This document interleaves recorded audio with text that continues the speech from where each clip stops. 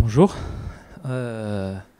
Honorable présence, on vous remercie de nous avoir rejoints pour la séance le premier workshop de la journée, intitulé Les urgences oculo-palpebrales. Donc, au nom de MG Maroc, on vous remercie pour votre présence et on vous souhaite un bon congrès. Donc, le sujet des urgences oculo-palpebrales va être traité par le service d'ophtalmologie du CHU Ibn Zohr à Agadir.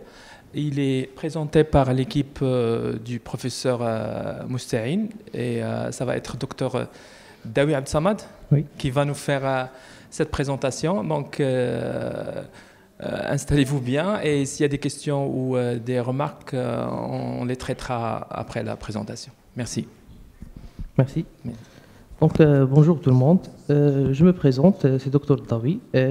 Malheureusement, le professeur Mousta'in n'a pas pu être présent à une urgence de force majeure. Donc, nous vous aborderons, moi et mon collègue ici présent, Dr Nassaf, les urgences oculopalpébrales. Comme vous savez, c'est un motif fréquent aux urgences, souvent des lésions qui sont associées à des traumatismes, des AVP, où le médecin généraliste doit soit prendre des décisions définitives ou bien traiter et faire entrer le patient chez lui.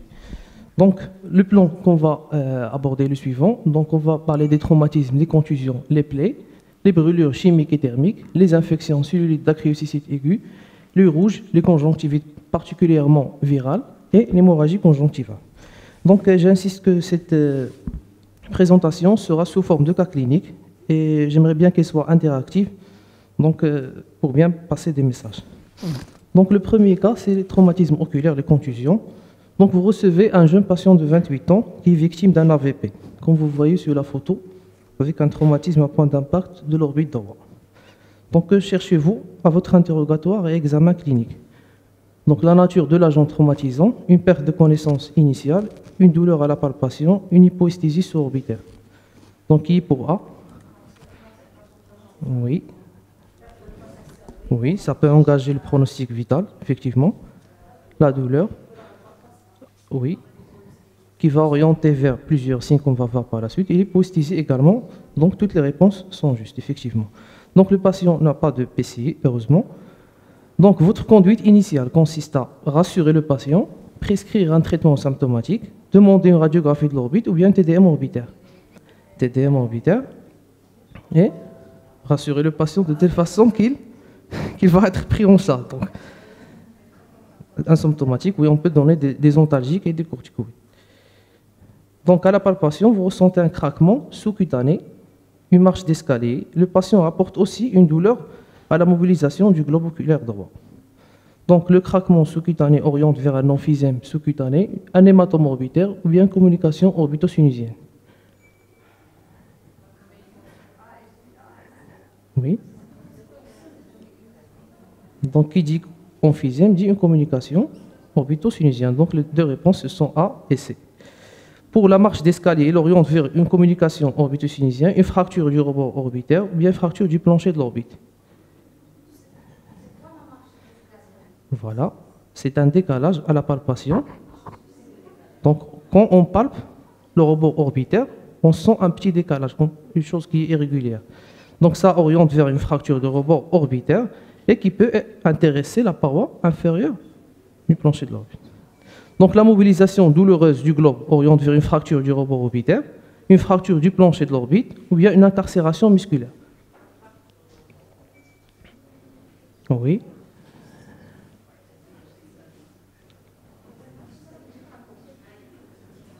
Donc, la mobilisation douloureuse oriente principalement vers une incarcération musculaire, qui est la grande urgence, et qui peut être secondaire, dans ce cas-là, à une fracture du plancher de l'orbite.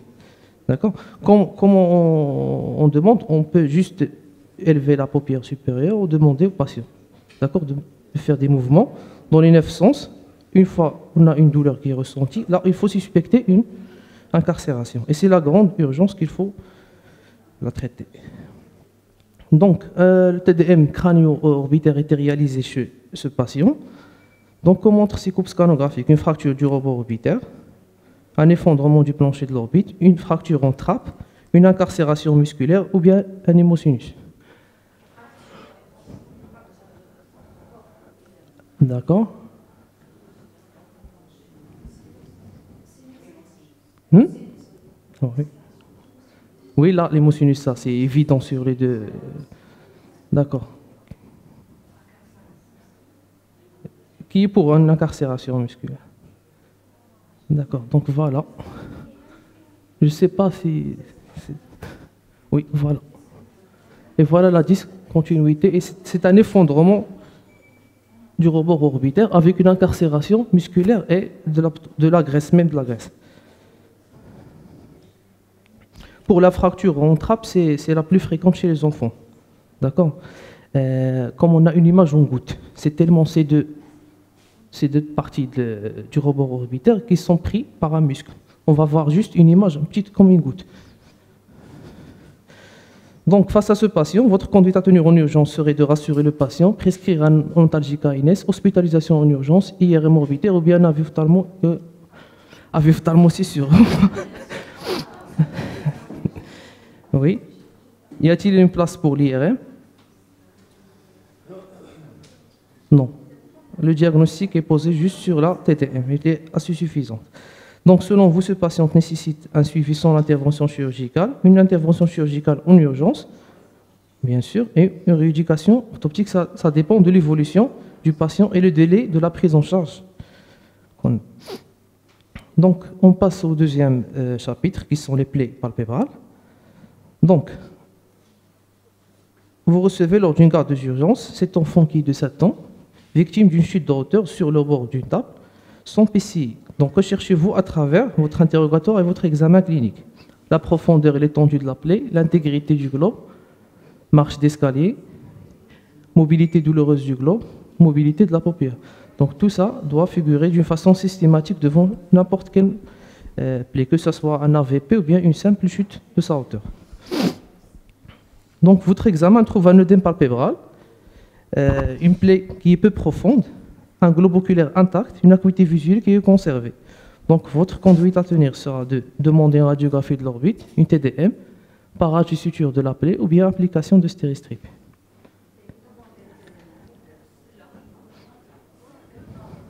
Donc, qui est pour A, qui est pour B?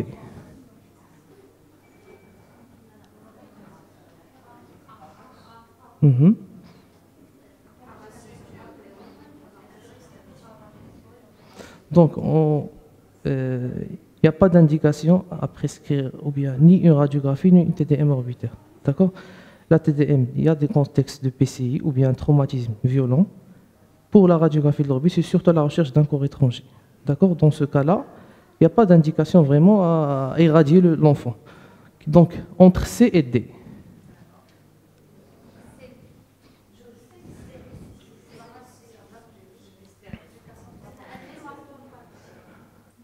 Elle a un œdème palpébral, pas un hématome.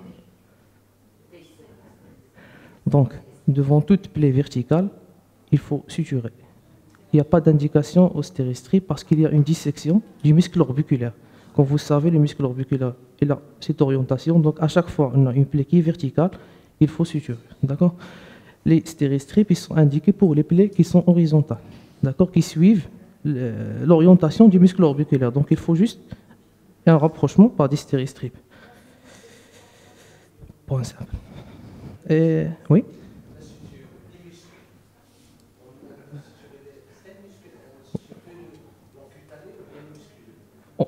Musculeux, puis cutané. Ça dépend de la profondeur de la plaie.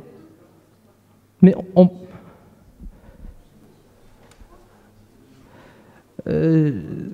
vous pouvez...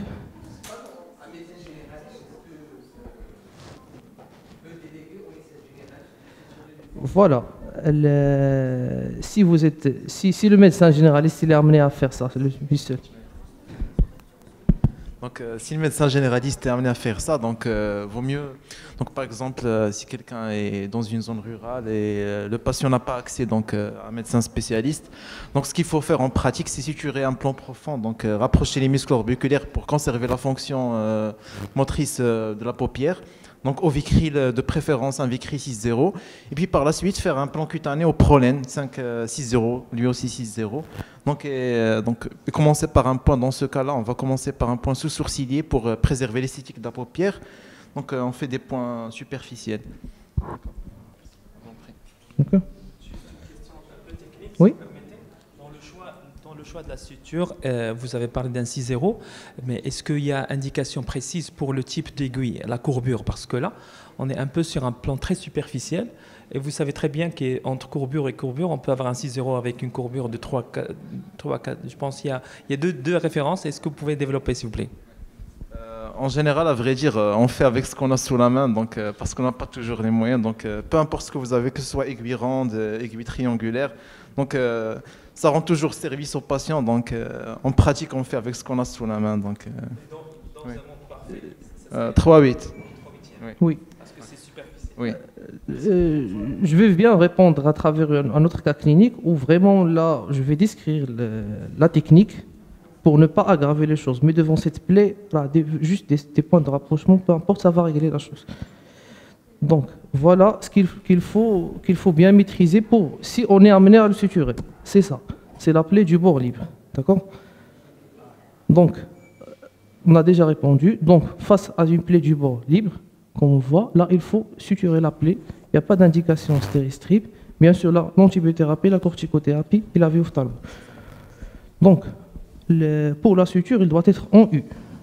Si le médecin il est affronté à suturer cette plaie, donc au moins, le fil doit passer à travers la ligne grise qui est située entre la ligne des cils et les glandes mébomus dans un plan, d'accord, en U. Pour le fil également peut être auto-enfoui. Et on peut rajouter deux plaies superficielles. Pourquoi j'insiste sur la technique? Parce qu'on peut avoir des complications si on s'amuse à suturer de telle façon. On peut avoir soit un ectropion, soit un entropion. Donc on a des dégâts pour la cornée, et donc on a une acuité visuelle qui sera diminuée. Donc pour la première plaie, ça n'a pas de problème de suturer, mais la deuxième, il faut maîtriser la technique. Donc pour les plaies de la portion interne du bord libre, comme cet enfant de 14 ans, donc est-ce qu'il faut faire suturer la plaie, application de stéristrip, avis ophtalmo, avis maxillon.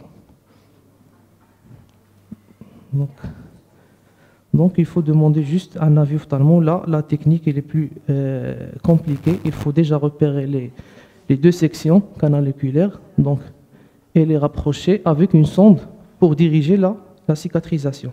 D'accord?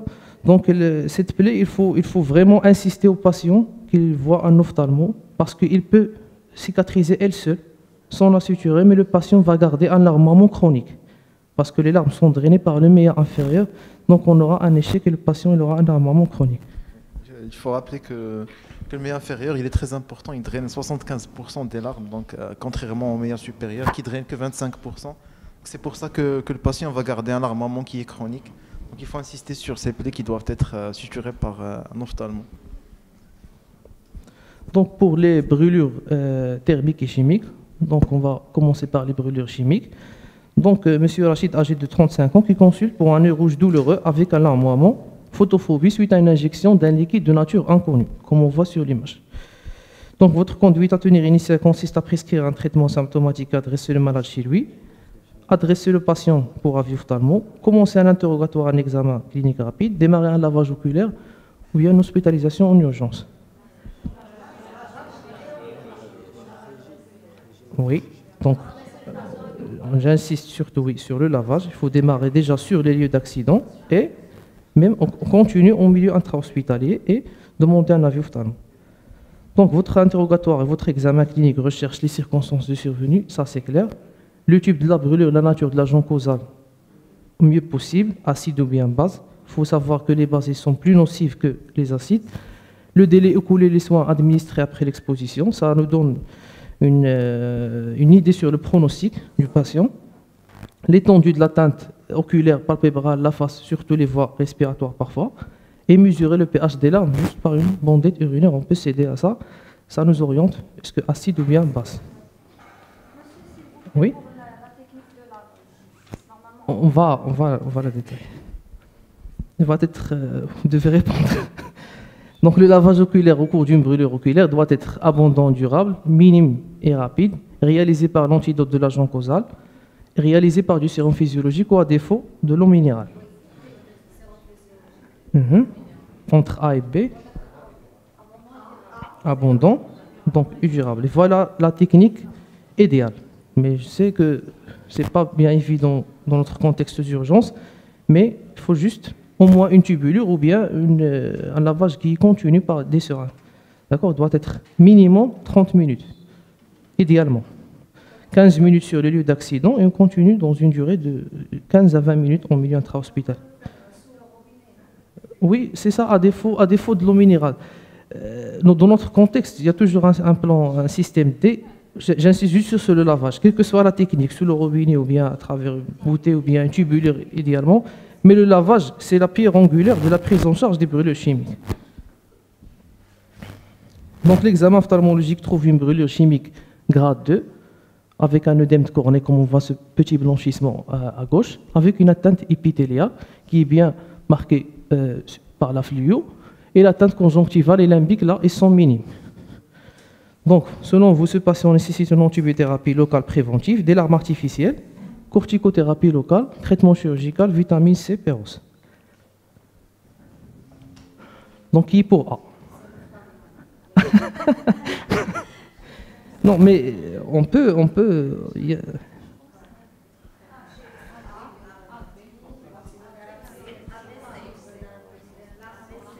Donc, antibiothérapie locale préventive, oui, surtout dans notre contexte. Les larmes artificielles sont toujours indiquées, ça aide à soulager le patient. Pour la corticothérapie, bien avant, c'était discuté, mais peut être donné dans un délai de 10 jours, ne pas dépasser 10 jours, d'accord? Prédnisolone local, à la base d'une goutte, 6 fois à 8 fois par jour, ne pas dépasser 10 jours. Pour la vitamine C, il y a également une indication, d'accord? Non, parce qu'il lutte contre les radicaux libres. D'accord? Il est un cofacteur pour la synthèse du collagène qui va permettre une réépithélisation. Sauf le traitement chirurgical, il n'y a pas d'indication là. Parce que l'atteinte conjonctivale et limbique, ils sont minimes. Donc, il n'y a pas d'ischémie, donc on n'a pas besoin d'une greffe ou bien d'un recouvrement. Donc, pour les brûlures thermiques, là, le cas d'un enfant de 10 ans, victime d'une brûlure par flamme, une brûlure du 2e degré, donc superficie de la face, comme on peut voir les sourcils et les paupières. Donc, votre conduite à tenir consiste dans un lavage oculaire, application de flamazine, larme artificielle, pansement oculaire, avis ophtalmo. Oui. Oui. Et l'arme artificielle, et même le pansement. Donc, le lavage ne doit pas être abondant, comme celui des brûlures chimiques. L'application de la flamazine, oui. L'arme artificielle sont toujours indiquées, il n'y a pas de problème. Le pansement oculaire, oui, en attendant de voir un ophtalmo, d'accord? Non, juste un rondel oculaire, juste pansement, et juste pour protéger la cornée, le temps que le patient consulte un ophtalmo. Et ça ne diffère pas des brûlures chimiques en dehors du lavage. Donc, un enfant de 15 ans victime d'une brûlure chimique par latex de Monsigny. Donc, toujours le lavage oculaire, l'arme artificielle, la vue ophtalmo. Là, il faut poser un pansement parce que c'est très toxique. Il faut insister que le patient va en urgence à un ophtalmo. Donc, je passe la parole à mon collègue. Et si vous avez des questions...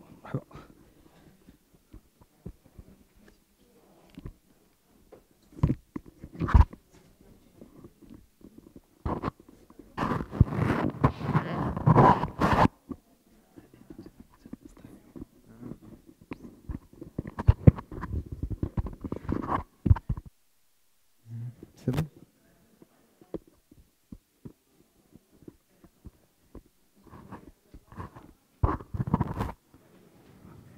D'accord. Donc rebonjour, donc je vais prendre la relève sur mon collègue. Donc nous allons voir ensemble 4 cas cliniques. Donc un sur une cellulite virale, donc pour une cellulite bactérienne, une dacryocystite, une conjonctivite et on va voir ensemble une hémorragie sous-conjonctivale, vu leur fréquence en consultation. Donc on va commencer par le premier cas qui est un cas de cellulite. Donc Vous êtes en consultation, vous recevez un patient de 20 ans qui consulte pour une tuméfaction de la paupière de l'œil droit, donc qui évolue depuis 3 jours. Donc, première question, donc votre interrogatoire doit rechercher les circonstances d'apparition. Donc, qu'est-ce que vous en pensez pour la première proposition? Oui, c'est évident, donc on doit chercher l'agent causal, est-ce que ce soit une plaie, une sinusite, pour voir le point d'entrée et comment on va traiter. Donc, la notion d'automédication. Oui, pour voir est-ce qu'on peut ponctionner ou non, est-ce que ça a été décapité, c'est un abcès ou ça a commencé initialement par une plaie qui s'est aggravée pour trancher, pour s'orienter. Un antécédent de carie dentaire. Oui, aussi, ça aussi il faut chercher. Oui, ça peut être par diffusion. Donc une carie dentaire peut donner une sinusite et par la suite qui diffuse donc au plancher orbitaire et donner une cellulite. Et puis l'antécédent de sinusite qui est évident, donc on vient d'en parler. Donc votre examen, il doit rechercher la douleur qui doit être importante, une fièvre, une ophtalmoplégie, c'est-à-dire une impossibilité de faire bouger l'œil. Donc c'est une paralysie oculomotrice, une exophthalmie, c'est-à-dire une protrusion en avant du globe oculaire, en avant de son cadre orbitaire, et puis une diplopie, c'est-à-dire la vision double. Donc, qui est le plus. Dans ce cas, il va être monoculaire. Donc, c'est-à-dire quand on ferme l'œil sain, c'est-à-dire l'œil gauche, il va persister. Mais donc, parce que l'œil atteint, c'est l'œil droit qui ne peut pas bouger. Mais quand on ferme l'œil droit, donc on n'a plus de diplopie. Donc, d'après vous, donc qu'est-ce qu'il faut rechercher? Le taux. Oui, c'est vrai. Donc il faut rechercher la douleur et la fièvre. Donc, c'est des signes de gravité qui vont orienter vers une cellulite qui est rétroseptale, c'est-à-dire en arrière du septum orbitaire, sachant que le septum orbitaire, c'est une lymphe fibreuse qui va séparer le contenu de l'orbite, donc qui va maintenir en fait le contenu orbitaire à l'intérieur de sa cavité. Donc, si l'infection diffuse en arrière de l'orbite, c'est vraiment catastrophique. C'est une indication imminente à l'hospitalisation et au passage à une voie intraveineuse d'antibiothérapie. Donc, votre patient, donc votre interrogatoire va trouver la notion de plaie palpébrale superficielle il y a 15 jours, avec la présence d'une douleur importante à la mobilisation du globe, une fièvre qui est chiffrée à 38, refroidie par un antipyrétique donc, par la suite. Donc, votre conduite initiale va consister à la réalisation d'une TDM C-, donc sans contraste, la réalisation d'une TDM avec contraste, démarrer une antibiothérapie probabiliste péroste à large spectre, prescrire une antibiothérapie locale, vous ajoutez à votre ordonnance un AINS. Donc, d'après vous, c'est quoi les propositions? Donc, qu'est-ce qu'on doit faire? C, d'accord? Oui. C, D. Quelqu'un a dit A? Oui. Donc, pour le A, donc donc devant ce cas, il faut demander une TDM, mais c'est une TDM injectée. Donc, pour classer notre cellulite, donc dans ce cas, il est sûrement rétroseptal, donc il faut la classer. Donc, il y a une classification de Chandler donc, qui va la stadifier en 5 stades. Donc, selon la gravité, qui va définir la gravité de notre cellulite et la prise en charge. Est-ce qu'elle va être chirurgicale ou bien est-ce qu'elle va être médicale? Donc, pour l'antibiothérapie, il faut la démarrer. Donc, on donne une antibiothérapie probabiliste. Donc, on donne de l'amoxicilline protégée, de l'augmentin, donc 3 fois par jour. Et puis, l'antibiothérapie locale, là aussi, elle trouve son intérêt. Pour les AINS, ils sont contre-indiqués parce qu'il y a un risque de fascite nécrosante de la face.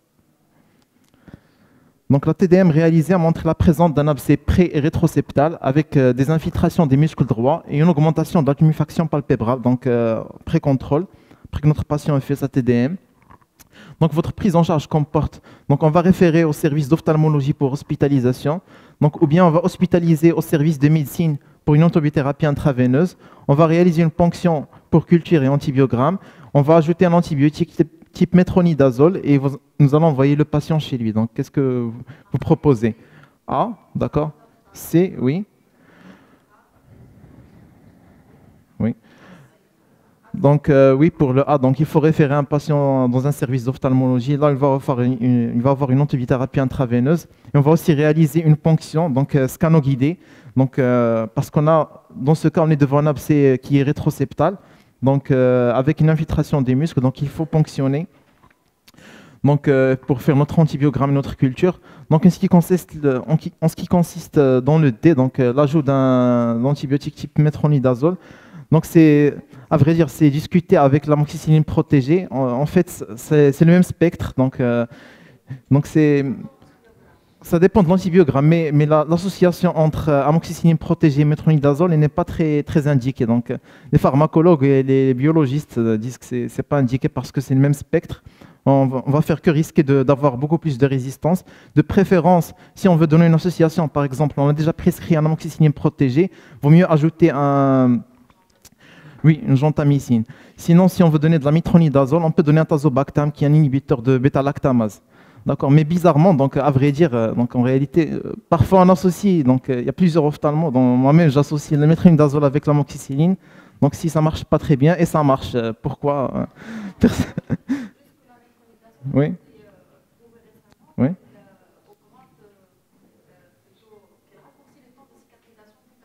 Oui, probablement, d'accord.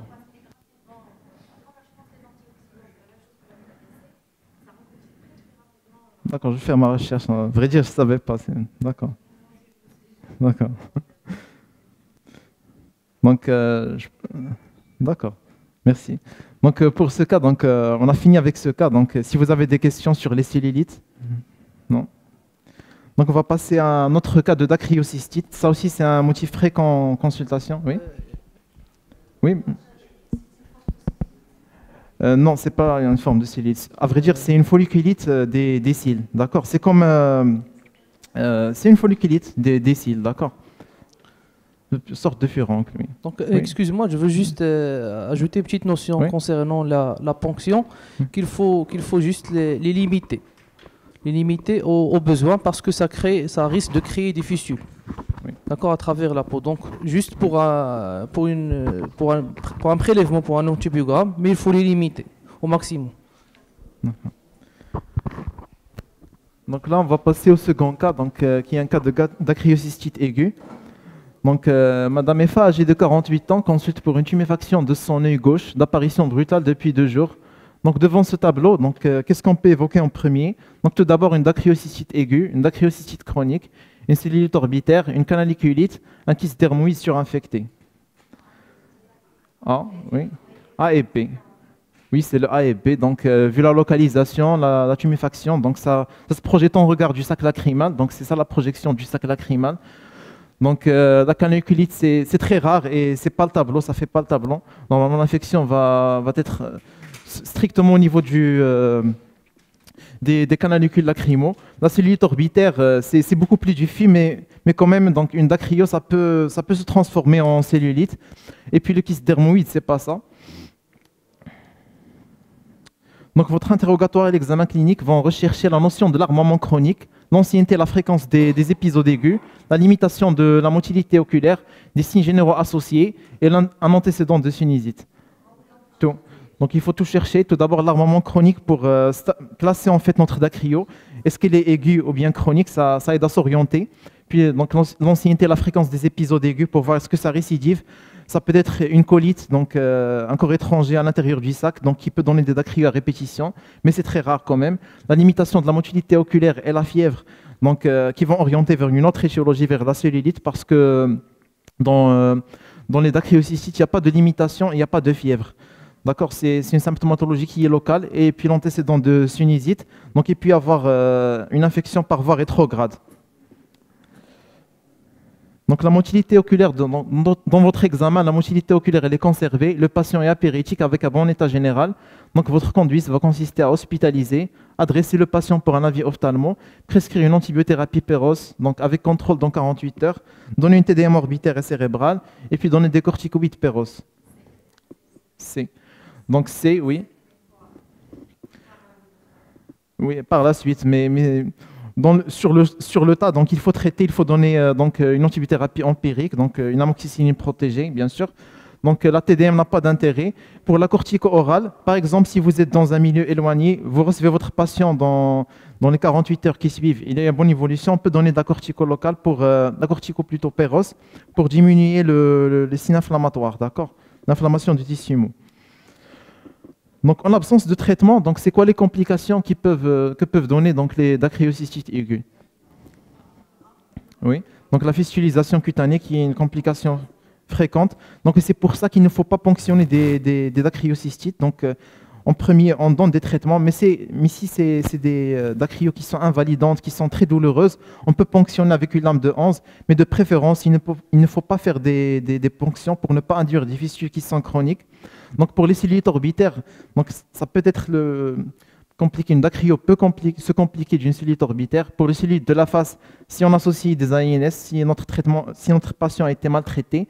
Pour les dacryocystocèles, donc ça peut être secondaire à une dacryocystite. Et puis pour l'endophtalmie, c'est extrêmement rare, donc c'est pas possible. Donc selon vous, ce patient, donc oui.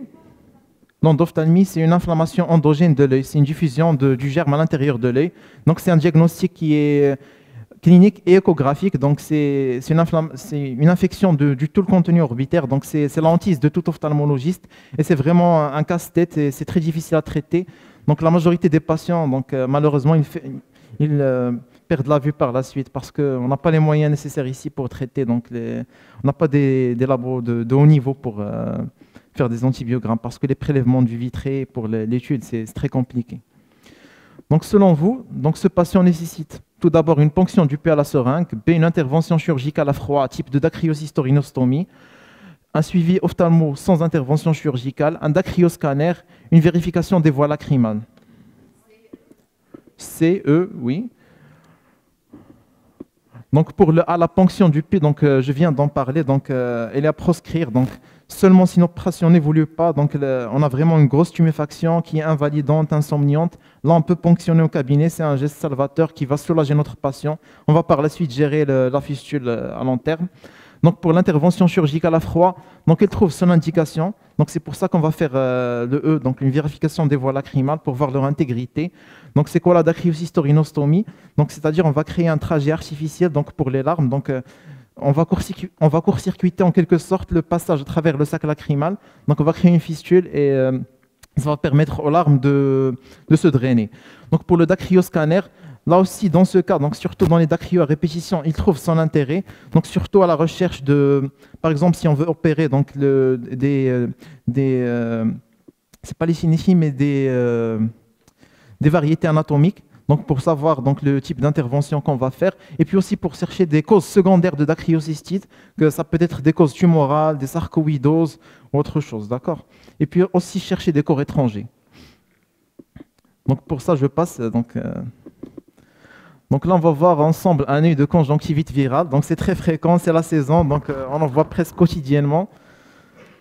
Donc là, vous recevez un enfant de 7 ans KA, donc, qui n'a pas d'antécédent pathologique. Il se présente pour un œil rouge qui était d'abord unilatéral, donc, qui concernait l'œil droit, et puis il s'est bilatéralisé après 2 jours d'évolution. Donc cette symptomatologie est associée à un prurite et des sécrétions claires sans BAV. Donc devant ce tableau clinique, qu'est-ce qu'on évoque en premier? Donc une conjonctivite allergique. Oui. Donc bactérienne. Oui. Ça peut être, donc devant ce tableau, on peut évoquer la conjonctivite allergique, ça peut donner ce tableau. Donc surtout s'il y a des contacts fréquents avec l'allergène. La conjonctivite bactérienne, ça ne fait pas le tableau, donc vu le prurite et les sécrétions qui sont claires. Donc devant des conjonctivites bactériennes, c'est beaucoup plus des sécrétions qui sont purulentes. Donc pour les conjonctivites fongiques, c'est extrêmement rare, donc on n'en a jamais vu. Les conjonctivites surinfectées, ça ne fait pas aussi le tableau. Une conjonctivite virale, ça peut être le cas. Donc surtout si le patient a un antécédent de fièvre, de rhinopharyngite, des adénopathies prétragiennes sous-maxillaires. Donc on doit s'orienter vers le contexte viral. Donc je passe.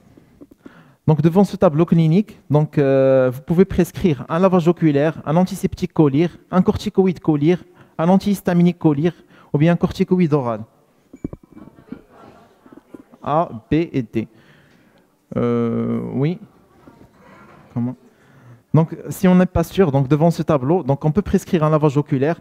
Donc, une petite astuce, donc quand vous donnez du sérum physiologique, vous dites au patient de le mettre au réfrigérateur, donc, et s'il veut l'instiller, il le prend. Donc, quand il est froid, ça calme la symptomatologie et ça aide à refroidir la pathologie. Un antiseptique collyre, oui, on est dans le droit de le prescrire, donc surtout pour éviter les surinfections. Et si on n'est pas sûr si c'est viral ou bien allergique, on est dans le droit de prescrire. Donc un corticoïde collyre, il est à proscrire, surtout si c'est viral, on peut aggraver la symptomatologie, d'accord. Un antihistaminique collyre, là aussi on peut le donner, Collyre. Collyre, oui, même l'oral, on peut le donner. S'il y a une association donc, systémique des... Et puis un corticoïde oral, donc il n'a pas de place dans ce cas. Donc, mais pour l'antihistaminique, surtout si on est dans un contexte d'allergie, donc on le donne. Sinon, on peut se contenter d'un lavage oculaire, il va faire largement l'affaire, il va diluer les IgE présents à la surface oculaire et atténuer la symptomatologie. L'éviction scolaire, si c'est virale, lui, pendant 7 jours. Donc, devant ce tableau clinique, donc, il faut une éviction scolaire, une hygiène des mains. Donc, le patient continue ses activités sans restriction, une protection solaire, aucune de ces propositions. Donc, qu'est-ce que vous proposez? Sauf le E. Oui. A, B et D, oui. Donc, il faut une éviction scolaire, surtout si on suspecte une étiologie virale, donc pour qu'il n'y ait pas une contamination. L'hygiène des mains, parce que le plus souvent, la contamination de l'autre œil, elle se fait par contamination manuportée, surtout lors des frottements. Donc, il faut aussi faire une éducation des patients. Donc, il ne faut pas se frotter les yeux. Donc, il ne doit pas continuer, bien sûr, ses activités. Une protection solaire, elle est efficace.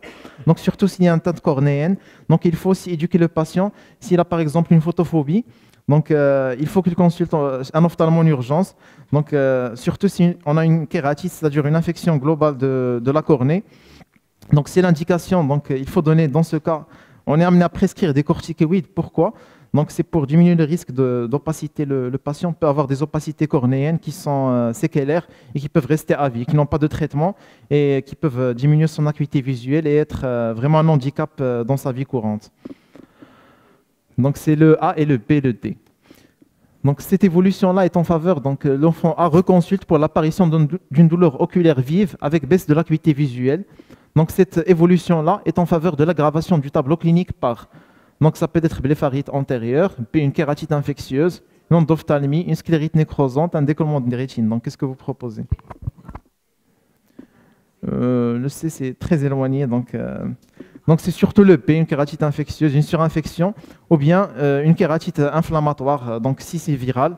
Donc, ça peut donner des KPS, des kératites ponctuées superficielles, qui vont induire la baisse de l'acuité visuelle et la douleur. Ils sont très photophobes, d'accord?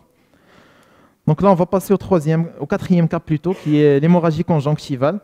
Donc, vous recevez Madame AA, âgée de 60 ans, qui consulte en urgence, donc, parce qu'elle a remarqué ce matin en se regardant dans le miroir, donc quand elle faisait son maquillage, donc que son œil gauche est rouge et ne rapporte pas de BAV ou bien de douleur oculaire associée. Donc, devant ce tableau, vous évoquez en premier donc, une hémorragie sous-conjonctivale, un glaucome néovasculaire, donc une uvulite antérieure, une sclérite nécrosante, une sclérite nodulaire. Donc là, le tableau clinique est évident, c'est une hémorragie sous-conjonctivale. Donc, le plus souvent, c'est ce qu'on appelle les hémorragies de Valsalva. Donc, si le patient tousse donc par des pics d'hypertension. Donc, devant ce tableau clinique, vous devez éliminer donc, une hypertonie oculaire, une hypertension artérielle, un trouble de l'hémostase, un traitement anticoagulant surdosé, une prise de corticoïdes. Oui, il faut chercher l'hypertension. Donc, oui, un trouble de l'hémostase, c'est évident. Oui, un traitement anticoagulant qui est surdosé. Donc, il faut chercher, donc, il faut être systémique. Donc, devant ce tableau, vous conseillez un lavage oculaire, un anti-inflammatoire Collyre, un corticoïde Collyre, un antihistaminique, un corticoïde. Donnez juste un lavage, donc ça va disparaître en 2 à 3 semaines, donc c'est tout. Donc sinon, comment? Oui, s'il prend un anticoagulant, ou bien s'il est surdosé, donc il faut l'arrêter. Donc il y a aussi un autre Collyre, donc c'est l'Iloparin, donc je ne sais pas si je dois dire des noms commerciaux, mais bon. Donc c'est un Collyre où il y a un antihéparine, donc qui est associé, donc qui diminue la durée donc, de l'hémorragie sous-conjonctivale, la durée de résorption. D'accord. Oui. Oui. Iloparin. Iloparin. H-I-L-O-P-A-R-I-N. Oui. Oh non, rien. Vous pouvez juste donner un lavage oculaire. Vous savez, le patient marocain, donc s'il consulte chez vous, donc il doit sûrement avoir quelque chose et recevoir un traitement. Donc vous donnez du sérum physiologique. Mais sinon, on peut laisser tranquille et ça disparaît spontanément. D'accord, donc je pense que c'est tout. Donc merci pour votre présence et si vous avez des questions. Non, d'accord. Merci beaucoup, docteur Nassef et aussi docteur Daoui. pour cette présentation très simple et très pratique. Je ne sais pas si on a des questions au niveau de la salle. Donc, si vous avez des questions à poser pour nos chers docteurs. Sinon, on va les remercier. À travers eux, on va remercier le service d'ophtalmologie. Oui. 2 à 3 fois par jour, 10 à 15 jours. Oui. D'accord. 10 à 15 jours. Ouais. Oui. Oui. Pour le syndrome. En fait, c'est pour le syndrome, c'est qu'il faut traiter en globalité. Déjà, il faut voir la cause. Donc, si c'est un patient jeune, si c'est un sujet âgé, donc si c'est une femme, si c'est un homme, donc ça va différer. Donc, par exemple, si c'est une femme qui est en âge de ménopause, elle est en droit de faire une sécheresse oculaire parce qu'elle a une hypo... ses sécrétions hormonales ne sont plus pareilles, donc ça peut induire donc une hyposécrétion lacrymale, donc par hyposécrétion des androgènes, d'accord.